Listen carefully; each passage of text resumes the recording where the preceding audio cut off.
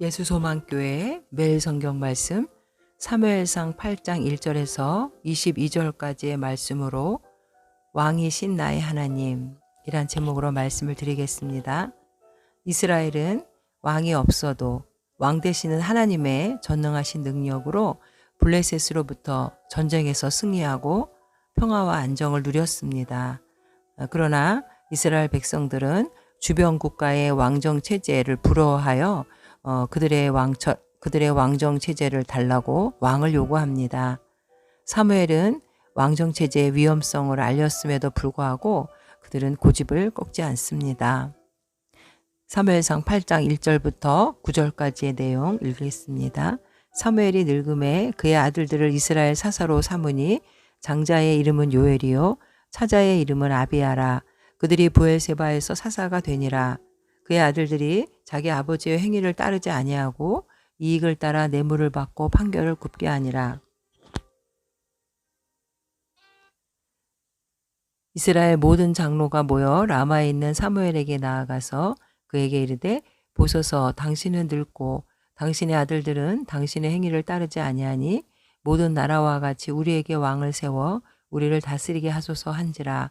우리에게 왕을 주어 우리를 다스리게 하라 했을 때에 사무엘이 그것을 기뻐하지 아니하여 여호와께 기도하매 여호와께서 사무엘에게 이르시되 백성이 내게 한 말을 다 들으라.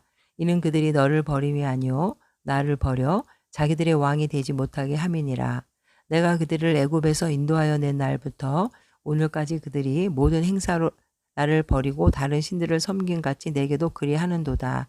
그러므로 그들의 말을 듣되 너는 그들에게 엄히 경고하고 그들을 다스릴 왕의 제도를 가르치라. 백성들은 사무엘이 훌륭한 사사와 또 선지자, 제사장의 역할을 잘 감당했지만 사무엘의 그 자식들의 사사로서의 역할을 잘 감당하지 못하고 백성들을 재판할 때 뇌물을 받고 또 판결을 굽게 하는 그 모습을 보면서 이제 백성들은 이러한 상황 가운데 왕을 세워달라고 요구합니다. 사무엘은 늙었고 또 자식들은 사무엘과 같이 않았기 때문에 그들은 왕을 요구한 것입니다. 그러나 이것은 정말 어리석은 선택이었습니다. 인간은 유한하고 불완전하기 때문에 결국 인간에게 자신의 운명을 거는 어리석은 선택이었죠. 사람은 누구도 하나님을 대체할 수는 없는 것입니다. 우리가 고린도전서 1장 25절에 하나님의 어리석음이 사람보다 지혜롭고 하나님의 약하심이 사람보다 강하니라 라고 말씀합니다. 이스라엘 백성들이 왕을 요구했지만 겉으로 드러난 이유는 사무엘의 늙음과 또 자녀들의 잘못된 그런 사사로서의 잘못된 행동을 보고 실망해서 왕정 체제를 요구했지만 정말 진짜의 그들의 진짜 속내는 이방의 주변국의 강대국의 그 왕정 체제를 통해서 부강한 나라가 되고 싶어하는 그런 마음이 있었던 것입니다. 그래서 하나님께서는 그 왕을 요구하는 백성들에게 왕정 체제의 잘못된 점을 사무엘을 통해서 알리라고 했던 것이죠. 즉 세상을 향한 그 부와 권력을 부러워하는 마음이 그들에게는 있었다는 것입니다. 결국 세상을 향한 욕망이 우리 마음에 자리 잡게 될 때 하나님을 떠나게 되고 또 하나님이 세우신 지도자의 인도함도 따르지 않게 됩니다. 누가복음 16장 10절에 13절에 보면 지파인이 두 주인을 섬길 수 없나니 혹 이를 미워하고 저를 사랑하거나 혹 이를 중히 여기고 저를 경히 여길 것임이니라. 너희는 하나님과 재물을 겸하여 섬길 수 없느니라. 사단은 우리에게 물질의 유혹을 통해서 하나님보다 세상을 더 사랑하게 하므로 우리의 마음을 하나님에게서 떠나게 하는 것이 목적입니다. 미스바 대각성의 회개로 인해서 하나님만을 섬기겠다고 금식하며 결단했던 백성들의 마음이 변질되기 시작합니다. 이제 그들은 외부적으로는 사무엘과 그 자녀들의 타락함으로 인하여서 소망이 없어지고 그래서 왕정체제를 요구한 것처럼 보였지만 그 속내는 주변 국가의 이런 왕정체제의 부러움이 있었던 것이고 결국 그들이 외부의 침략을 받고 고난을 당하는 것이 결국은 그런 자신들의 어떤 행정적인 그런 왕정체제 갖추지 못했기 때문에 자신들이 그렇게 부강한 나라가 될 수 없다라고 생각하는 인본주의적인 사고방식이 있었다는 것입니다.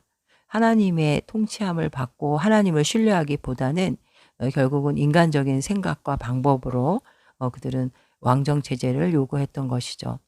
하나님께서는 이들에게 왕정제도를 아예 안 주려고 했던 것이 아니라 신명기 17장에 보면은 하나님께서도 왕정체제를 이미 준비하고 계셨던 것입니다.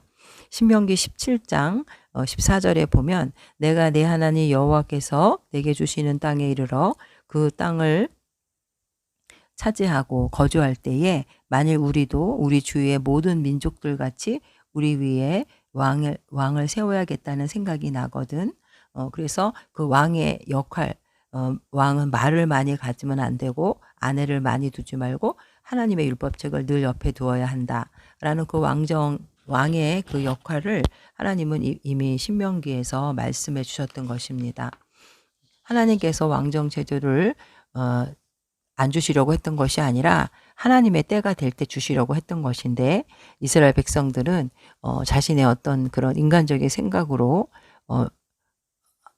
하나님의 그 체제와 인도보다는 인간의 왕을 세워서 자신들이 부강한 나라처럼 되려고 하는 인본적인 그런 생각이 있었다는 것입니다.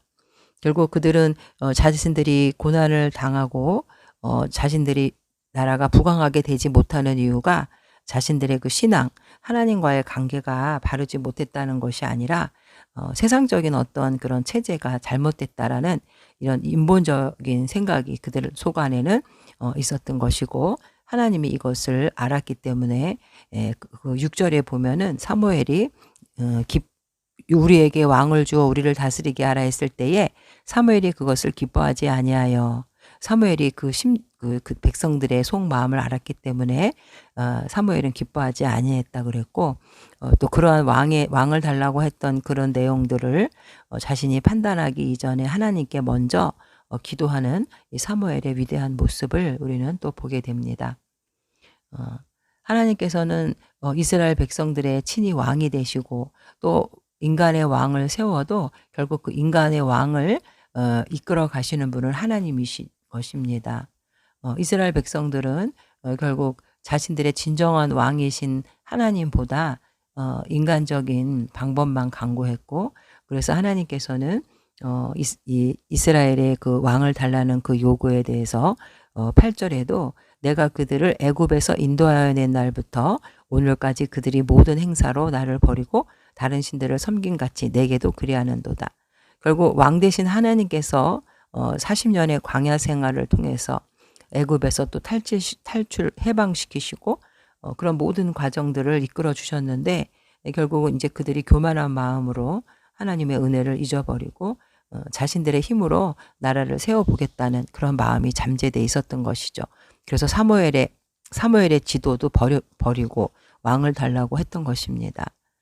하나님께서는 이제 10절에서부터 그 왕정 체제를 요구하는 것에 대한 경고, 위험을 알려주십니다. 사무엘이 왕을 요구하는 백성에게 여호와의 모든 말씀을 말하여 이르되 너희를 다스릴 왕의 제도는 이러하니라. 그가 너희 아들들을 데려다가 그의 병거와 말을 어거하게 하리니 그들이 그 병거 앞에서 달릴 것이며 그가 또 너희의 아들들을 천부장과 50부장을 삼을 것이며 자기 밭을 갈게 하고 자기 추수를 하게 할 것이며 자기 무기와 병거의 장비도 만들게 할 것이며 그가 또 너희의 딸들을 데려다가 향료 만드는 자와 요리하는 자와 떡 굽는 자로 삼을 것이며 그가 또 너희의 밭과 포도원과 감람원에서 제일 좋은 것을 가져다가 자기의 신하들에게 줄 것이며 그가 또 너희의 곡식과 포도원 소산의 11조를 거두어 자기의 관리와 신하에게 줄 것이며 그가 또 너희의 노비와 가장 아름다운 소년과 나귀들을 끌어다가 자기 일을 시킬 것이며 너희의 양떼의 10분의 1을 거두어 가리니 너희가 그의 종이 될 것이라. 그날에 너희는 너희가 택한 왕으로 말미암아 부르짖되 그날에 여호와께서 너에게 응답하지 아니하시리라 하니 백성이 사무엘의 말 듣기를 거절하여 이르되 아니로소이다. 우리도 우리 왕이 있어야 하리니 우리도 다른 나라들 같이 되어 우리의 왕이 우리를 다스리며 우리 앞에 나가서 우리의 싸움을 싸워야 할 것이니이다 하는지라. 결국 왕정제도는 11절에서 17절까지 내용처럼 왕의 노예가 되는 것이고 또 하나님께 부르짖어도 응답하지 않는다고 18절에 말씀하십니다. 결국 하나님의 통치를 거부하고 세상을 닮아가려고 하는 마음은 오히려 우리를 자유를 잃어버리게 한다는 것을 우리는 깨달아야 합니다. 백성들이 요구하는 다른 나라와 같은 왕은 백성의 소유와 권리와 자유를 그 왕이 취하는 것이기 때문에 그런 왕을 요구한다는 것은 우리 스스로가 자유를 버리고 노예가 되기를 자처하는 것입니다. 사탄은 우리 인간을 세상의 물질로 유혹하고 자신의 종으로 삼기를 원합니다. 결국 이제 21절과 22절에 백성의 요구를 하나님은 들어주십니다. 사무엘이 백성의 말을 다 듣고 여호와께 아뢰매 여호와께서 사무엘에게 이르시되 그들의 말을 들어 왕을 세우라 하시니 사무엘이 이스라엘 사람들에게 이르되 너희는 각기 성읍으로 돌아가라 하니라. 하나님께서 이스라엘 백성들이 하나님 말고 인간 왕을 세워달라는 그 요구를 하나님은 들어주셨습니다. 하나님께서는 한순간에 자기 백성들을 굴복시킬 수도 있는 진정한 왕이시지만 인내하시면서 백성들이 진정한 왕이 누구인지 진정한 왕이 하나님이심을 깨닫고 돌아오기를 인내하고 기다리시기로 작정하신 것입니다. 그러나 백성들의 이러한 인본주의적인 왕정체제의 요구에도 불구하고 형식적으로는 왕정체제를 받아들이셨지만 내용적으로 볼 때는 하나님께서는 사람을 왕으로 세우실 때에 결국 그 사람을 통해서 하나님의 뜻을 이루어 가시는 신정적 왕정 체제를 하나님께서는 이끌어 가십니다. 하나님은 빌립보서 2장 6절에도 보면 그는 근본 하나님의 본체시나 하나님과 동등됨을 취할 것을 여기지 아니하시고 오히려 자기를 비워 종의 형체를 가지사 사람들과 같이 되셨고 사람의 모양으로 나타나사 자기를 낮추시고 죽기까지 복종하셨으니 곧 십자가에 죽으심이라.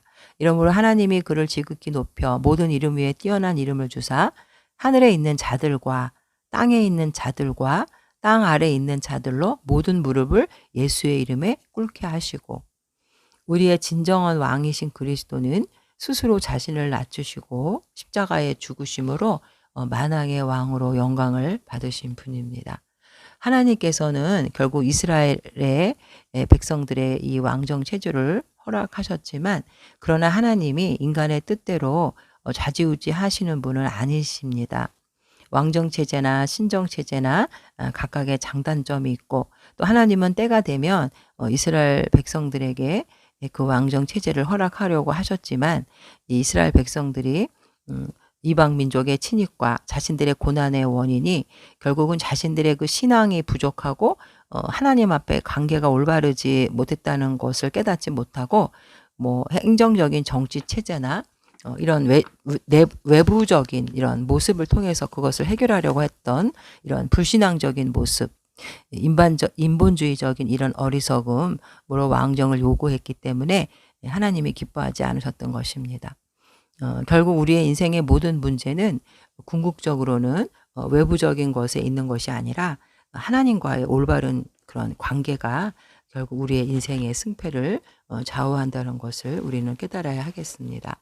오늘 말씀을 통해서 우리는 진정한 왕은 하나님 한 분밖에는 없으시고 우리가 이 세상에 잠시 안락과 쾌락보다는 십자가의 보혈의 공로로 얻게 된 그 영원한 생명을 주신 그 왕이신 진정한 왕이신 주님을 더 사랑하고 나의 왕으로 받아들이며 사는 그런 복된 삶을 살아야겠다는 것을 오늘 말씀이 우리에게 주는 교훈입니다.